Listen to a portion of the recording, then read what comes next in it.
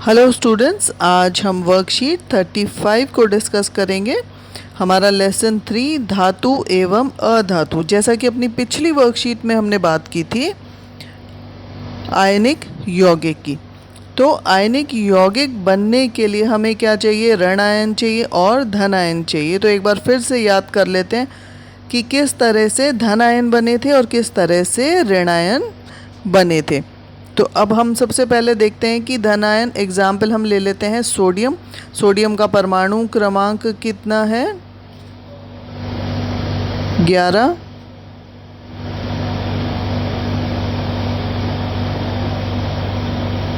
और इसके अंदर इलेक्ट्रॉन का डिस्ट्रीब्यूशन है 2 8 1। तो जब ये एक इलेक्ट्रॉन जो इसके भारी कक्ष में है, इसको जब ये छोड़ देता है तो ये फॉर्म हो जाता है सोडियम आयन। या सोडियम के ऊपर कैसा चार्ज है? प्लस का चार्ज है, तो इसको हम कह रहे हैं कि धन आयन बन गए। तो धन आयन कैसे बन रहे हैं? जब कोई भी परमाणु इलेक्ट्रॉन का त्याग करता है भारी कक्ष में। जैसे अपनी पिछली वर्कशीट में भी मैंने बताया था, भारी कक्ष में अगर 1 2 या 3 इलेक्ट्रॉन हैं तो परमाणु उन इलेक्ट्रॉनों को आसानी से छोड़ देता है और धन आयन बना लेता है। तो ये परमाणु कैसे होते हैं? ये धातु होते हैं।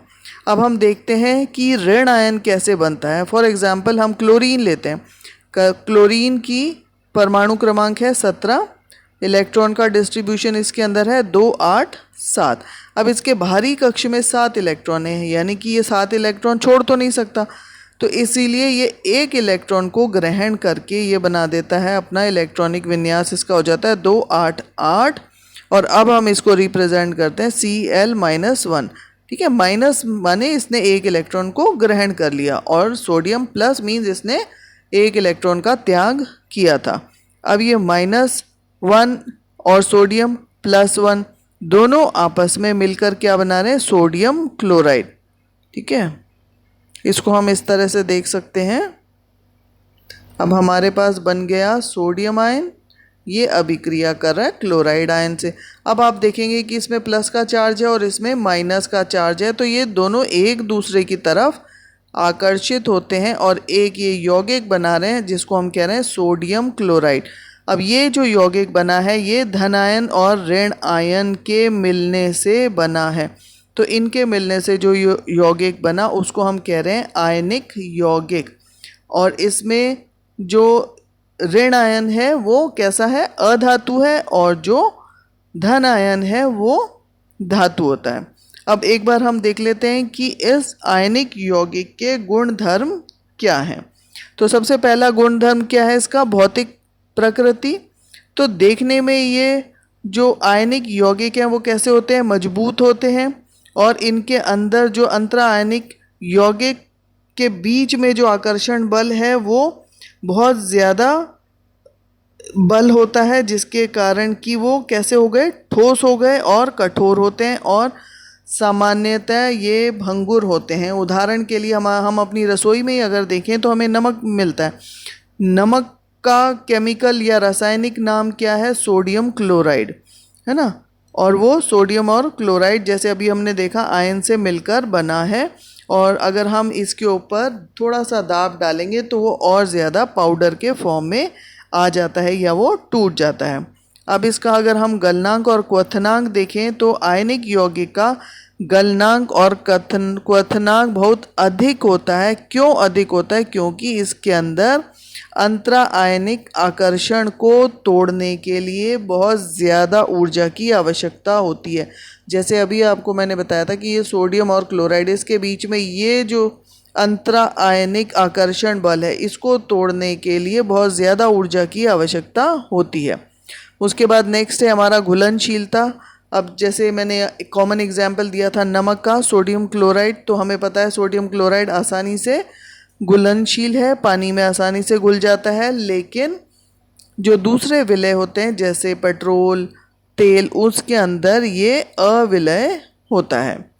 नेक्स्ट हमारा है विद्युत चालकता। अब अगर हम इस सोडियम क्लोराइड को देखें तो ठोस अवस्था के अंदर यह विद्युत का चालन नहीं करता, क्यों? क्योंकि ठोस अवस्था में जो इसकी दृढ़ संरचना है उसमें आयनों की गति संभव नहीं है। और आयनों की गति कब संभव है? जब वह गलित अवस्था में आ जाता है या जब हम उसको पानी में घोल देते हैं तो उसके आयन्स जो हैं, धनायन और ऋणायन, वो स्वतंत्र हो जाते हैं उस पानी के अंदर। और जब उसमें विद्युत का चालन किया जाता है तो इलेक्ट्रिसिटी जब हम उसमें पास करते हैं तो उसके अंदर सोडियम, क्योंकि धनात्मक आयन है, वो किस तरफ जाएगा? इसको हम एक उदाहरण से अगर हम देखें, ये हमारे दो इलेक्ट्रोड्स हैं,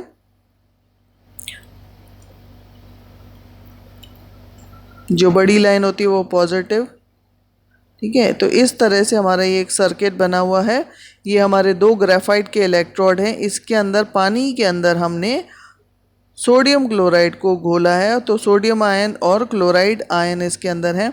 सोडियम क्योंकि धनात्मक आयन है, कहाँ जाएंगे ये? नेगेटिव इलेक्ट्रोड के ऊपर, और क्लोराइड क्योंकि पॉजिटिव है तो वो जाएगा एनोड के ऊपर। तो सोडियम कैथोड के ऊपर और क्लोराइड एनोड के ऊपर इकट्ठा होती है। तो इस तरह से ये जो सोडियम क्लोराइड है इसके कारण विद्युत का चालन हो रहा है। और अगर इसी सर्किट में हम एक अगर बल्ब लगा दें तो जब वो बल्ब अगर जलता है तो ये बताता है कि ये जो हमने द्रव लिया उसके अंदर कुछ ना कुछ ऐसे आयंस प्रेजेंट हैं जो कि विद्युत का चालन कर रहे हैं। और वो विद्युत का चालन हमें कैसे पता चल रहा है? कि इस सर्किट के अंदर विद्युत बह रही है उस बल्ब के जलने से। तो होप स्टूडेंट्स ये वर्कशीट हिंदी में आपको समझ में आ गई होगी। एक बार इसके क्वेश्चन आंसर्स भी हम देख लेते हैं। परमाणु इलेक्ट्रॉन प्राप्त करता है और ऋण आवेश प्राप्त करता है तो उन्हें हम क्या कह रहे हैं? ऋण आयन। और परमाणु जो इलेक्ट्रॉन खो देते हैं और धनावेश प्राप्त करते हैं उन्हें हम क्या कह रहे हैं? धन आयन। सेकंड हमारा है आयनिक यौगिक दाब डालने पर टुकड़ों में टूट जाते हैं। उसके पश्चात थर्ड है आयनिक यौगिक का गलनांक उच्च क्यों होता है? जैसे कि अभी हमने यहाँ पर अपना आंसर देखा था कि बहुत अधिक होता है, क्योंकि मजबूत अंतरा आयनिक आकर्षण को तोड़ने के लिए ऊर्जा की आवश्यकता हमें ज़्यादा होती है। उसके बाद फोर्थ हम देखते हैं कि ठोस अवस्था में आयनिक यौगिक जो है विद्युत का संचालन नहीं करते लेकिन गलित अवस्था में करते हैं। क्यों? क्योंकि जैसे कि अभी हमने देखा था ठोस अवस्था के अंदर उसकी संरचना दृढ़ होती है जिसके कारण विद्युत का चालन नहीं होता और जो गलित अवस्था में ही हो सकता है। तो यहाँ पर हमें आंसर अपना मिल रहा है फोर्थ। एक बार इस वर्कशीट को हम इंग्लिश में भी देख लेते हैं। So now let us discuss the worksheet in English. As we have discussed in a previous worksheet that what are ionic compounds? Ionic compounds are formed by the combination of cations and anions. So as we know how this cation and anions are formed, so we'll take an example. As in Hindi we have taken the example of sodium chloride. So now we take another example. For example, magnesium. Magnesium atomic number is 12, electronic configuration is 282. So it will lose these 2 electrons and it will form magnesium plus 2 ions. So as it is losing electrons, so it is metals. Metals always lose electrons. And second, if we see chlorine, chlorine atomic number is 17, that is 287 electronic configuration. So magnesium is losing 2 electrons, so it requires 2 chlorine or 2 chloride ions to react together and it will form the formula MgCl2, because magnesium is losing 2 electrons and these 2 electrons are gained by 2 chlorine atoms, one each. So the formula is MgCl2. So this is the ionic compound. Now this ionic compound, this is magnesium, these are 2 chloride ions.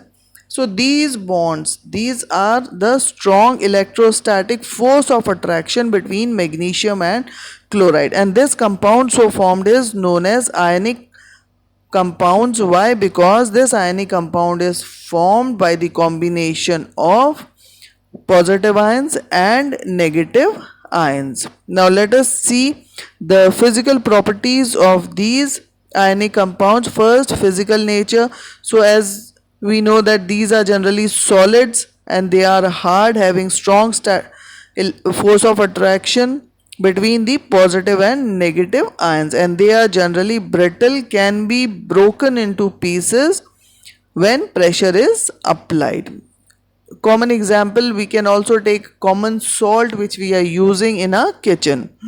Melting and boiling point of these ionic compounds are high because as we know that they are generally formed by the combination of positive and negative ions. So due to this positive and negative ions, strong electrostatic force of attraction is there in between them, and it requires considerable large amount of energy to break these bonds. So that is why melting and boiling point is very high.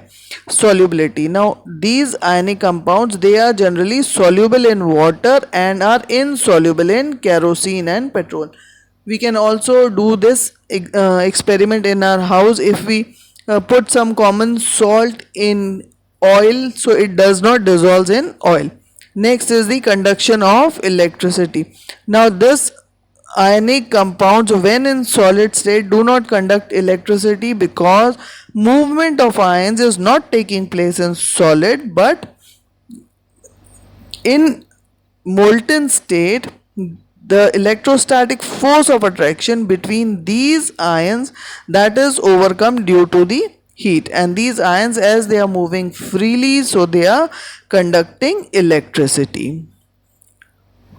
Now let us practice the question answers. First is, atoms that gain an electron and thus obtains a net negative charge are called as anions, and the electrons thus obtained having a net positive charge is called as cations. Second, ionic compounds, they break when pressure is applied. Third, why do ionic compounds have high melting and boiling point? We will get our third answer from this paragraph. Ionic compounds, they have high melting and boiling point because considerable amount of energy is required to break these bonds. Fourth, why ionic compounds in the solid state do not conduct electricity but they are able to do it in molten state. So here is the answer of fourth, because in solid state these ionic compounds, they are rigid in nature and movement of ions is not possible, but in molten state movement of ions is possible due to the overcome of the heat, and the ions, as they move freely, so they can conduct electricity easily. Now our last question, fifth question is, draw and explain with the help of a well-labeled diagram the conduction of electricity of ionic compounds. So we can explain our fifth question in this way. Suppose here we are taking the solution, and in this solution we have dissolved sodium ion and sodium chloride solution, so it breaks up into sodium and chloride ion. So two electrodes we have dipped. Complete the circuit. Here is the battery and a bulb is attached to it, and this circuit is complete. Now when these ions, they are flowing into this solution, sodium ions moving towards negative electrode, that is the cathode, and chloride is moving towards anode. And in this conduction of electricity is simply the movement of electrons. So when these ions, they move towards the opposite electrodes, this chloride, it discharge its electrons, and the flow of electrons takes place in this circuit, due to which the bulb glows, and when the bulb glows, it shows that conduction of electricity is taking place in this circuit. So this is the fifth and last answer. Hope students this worksheet is clear to you, and thank you for watching this video.